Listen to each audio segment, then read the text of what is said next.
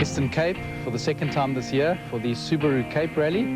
It's round 7 of the Sasol Dual Fuel South African National Championship. And Sorrel, this rally has got some interesting roads. It's all up the west coast, it's all in wheat fields, which tends to lull you into a false sense of security, because you think if you go off the road, you're just going to go into the wheat fields and the farmers have been there. But every now and again you get something like this deep behind us, which you can't see at speed, and it catches you out. And the roads themselves are quite diverse as well. There's some very high-speed stuff like the one we're standing on here. It's a proper farm road.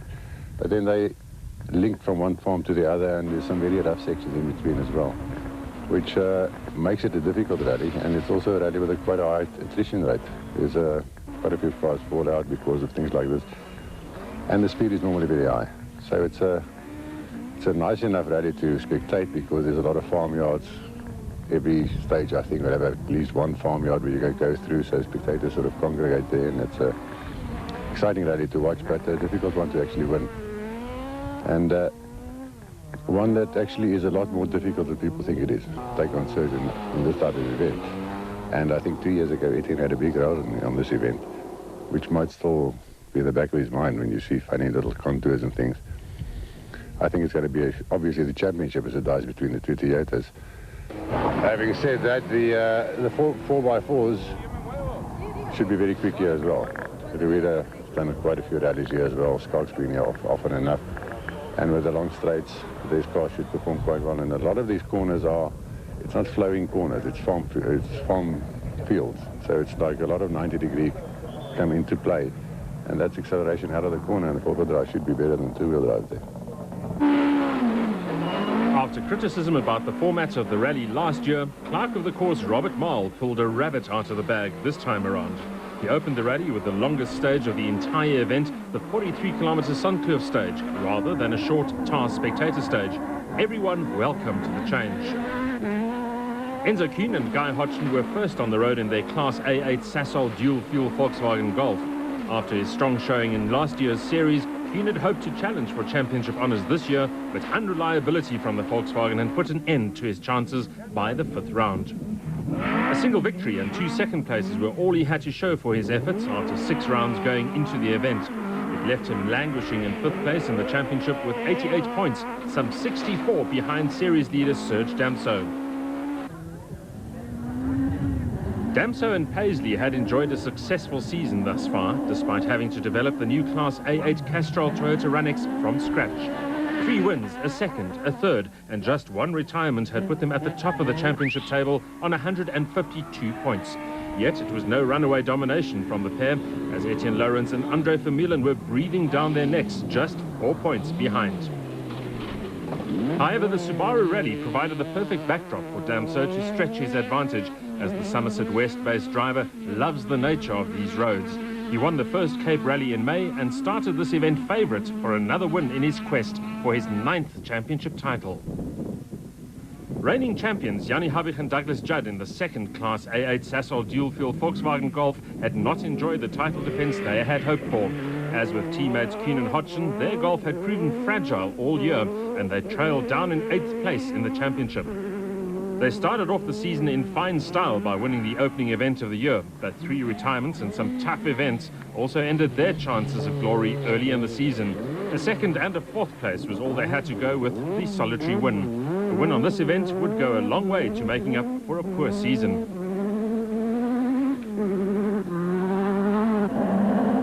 Lawrence and Vermeulen had been the stars of the season in their Class A7 team total Toyota Corolla. They had taken the battle to the faster Class A8 cars all year and had finished on the podium in 5 of 6 events.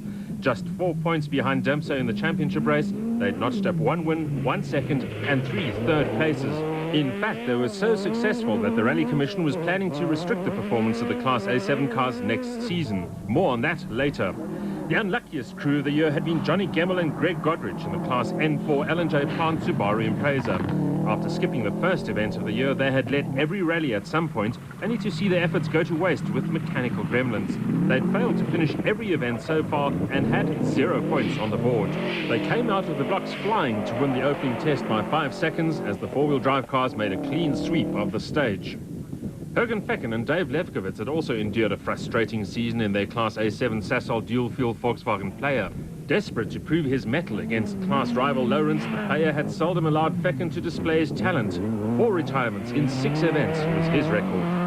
On the occasions that the Player had performed as it should, he had reminded observers that he was still able to match Lawrence for pace.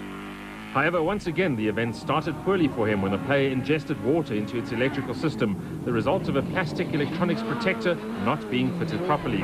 It cost him almost 1.5 minutes to Lawrence on the stage and put him out of the running.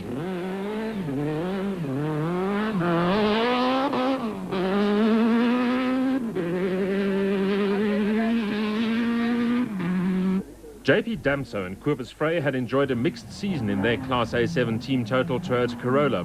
Having moved up from Class A6, Damso appeared to struggle with the pace of the faster Class A7 car on occasion, but in recent events he had shown that he was getting closer to the pace of class leader Lawrence.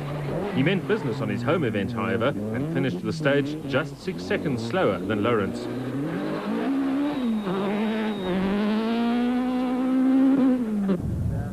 Having recently clinched the FIA African Rally Championship, Fernando Rueda was bullish about his chances of winning this event in his Motion Motorsport Mitsubishi Lancer. Teamed with Pierre Aries in the local series, the Spaniard had threatened the leaders in most events, but had not managed to pull off his first win yet. Fourth in the overall point standings, he was involved in a mighty class battle with Schalk Burger for title honours. He opened his account third quickest on the stage, some 10 seconds off Gemmel's pace. Burger, back with Vito Bonafede in the navigator's seat, was pushing hard in the Bridgestone Subaru South Africa Impreza. Despite this little overindulgence, he was second fastest on the stage, just 5 seconds slower than Gemmel. The crowd appreciated his efforts. Kali van der Merwe and Gideon Trollop in the mobile Subaru Impreza were in for a short rally. They would retire early with a blown turbo.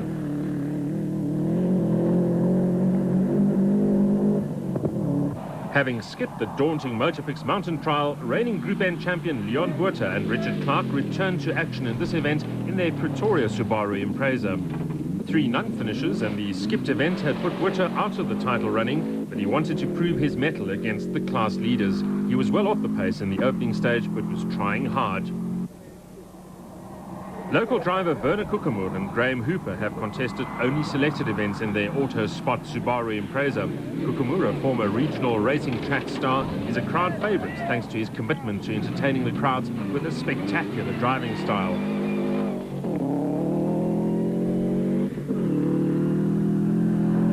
Nicholas Ryan and Brian Careyhill were the surprise finding in the early part of the season in their ABC Motors Subaru Impreza. They opened the year with a strong 4th overall in the first event before following up with 6th and 7th place finishes to lead the Group N class after 3 events.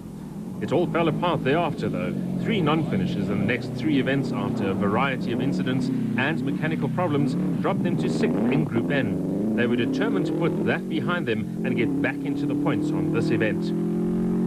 The top car Hugo Boss watchers, BMW of Cliff Blackman and Johan Claassen, had swapped its 6-cylinder engine for a 4-cylinder unit. The smaller engine saved 50 kilograms and gave better weight distribution. On paper, it should also have provided equal power. In reality, it was well down on grunt, making life difficult for Blackman. He also had to adjust his driving to cater for the later braking points thanks to his lighter steed. Charles Wilken had also been a revelation in the Castrol Toyota Runex this year following his move from track racing.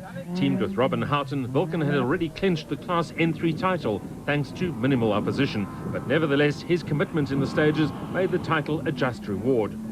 He had embarrassed many faster cars throughout the year and held 6th place in the overall championship after finishing every event.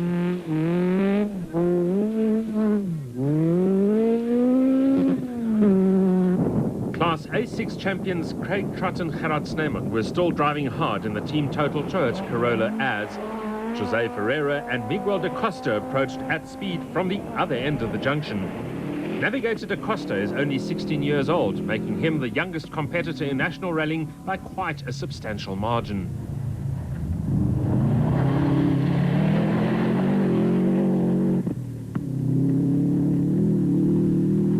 Chart van der Walt and Mike Burrows had also endured a torrid season thus far, and the first stage was proving to be more of the same. Water ingestion due to the same cause as Feckin cost them 40 minutes in the stage and 14 minutes in penalties, putting them stone last. Stage 2 was the final gravel stage of day 1 before the crews tackled 2 tar stages at the Killarney race circuit. Having dropped 37 seconds to Gemmell in the long first stage, which included an overshoot on a corner, Hugh knew he had to pull out all the stops in an attempt to close the gap. The Golf crew would take back 7 seconds on the 16.3 kilometre stage, but their time of 8 minutes, 32 seconds was only good enough for 3rd fastest stage time and 5th overall.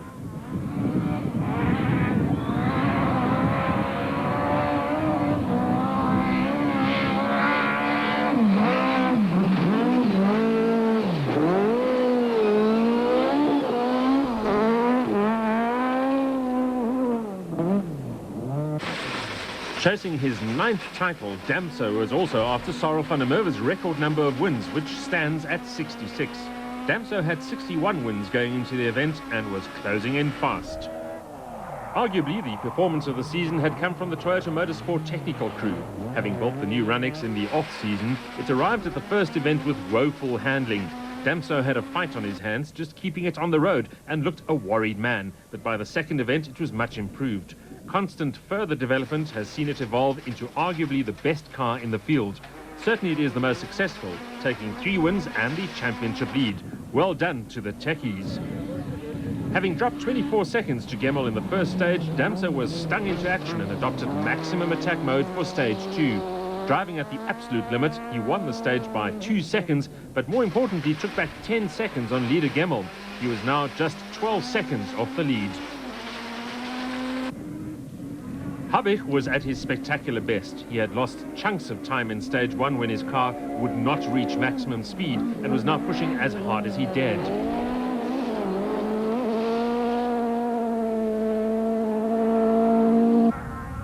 Going into the event, just 4 points behind Damso and Paisley, Lawrence and Vermeulen knew that this was the best chance they had ever had and may ever have to take the overall title. Class titles are nice to have, and both have already secured a few, but it's the overall one that counts. A mix of speed and consistency saw the pair right in the thick of the championship hunt, but if they wanted to take the crown, they knew that now was the time to stand up and be counted as the fight intensified towards the end of the season. They did not have a very good first stage, losing almost a minute to win a Gemmell. It put them back in 7th overall, but more importantly was the fact that they lost 33 seconds to championship rivals Damso and Paisley. Barring misfortune to Damso, a superhuman effort would be required to close such a large gap. Was it all over barely before it had started? Despite his best efforts, the stage would once again cost Lawrence time. He could only post the 7th fastest time yet again and lost another 13 seconds to stage winner Damso. He could offer no explanation for his sluggish times, but felt it could only be him to blame. Johnny, 2 stages down, you tied for the lead with Skalkberger. Obviously had a good run the first. Yeah, the first one we went well, was a long one, 42 Ks. And then the second one we had a slight problem, but no, it's tight now. And Fernando is 3rd by 3 seconds only, so it's close. You said a blistering pace on that first stage. What was it? Was it just the stage suit your driving, the car? What was it that made you so quick? No, that was the longest one of the event. It's like 20% of the rally, so we thought we better try and do something there in that one. And it worked. So 2 stages down, and we've got a great battle at the head of the field and 3 cars that we don't usually see at the front of the field. I think it's probably the nicest top 5 we've had in this whole year. 30 seconds separating 5 guys and 2 seconds the first 3. And the nice thing, as you said, is the 4-wheel drives leading. 1, 2, 3. I think it's set up for a hell of a day tomorrow. Skalk, 2 stages down, joint leader. You came out the blocks firing today. Yeah, and it's going well so far. And I think this condition suits the car as well. And the car is going reasonably quite well today. I'm very happy with it. We've heard you've had a few niggling little problems, wheel bearing and something with your anti-lag. I presume it's going to go even better now. Well, we changed the anti-lag situation because that's stupidity on my side. But anyhow, I've learned now. But yeah, hopefully it'll go better tomorrow. Right. You're renowned for not quite liking the night stages. We've got one coming up now. You still think, how do you rate your chances of being in the lead tomorrow morning? Preferably not. A lot of guys are already talking tactics again, not wanting to be first in the road for tomorrow. So 2 stages now, maybe some lateness in that can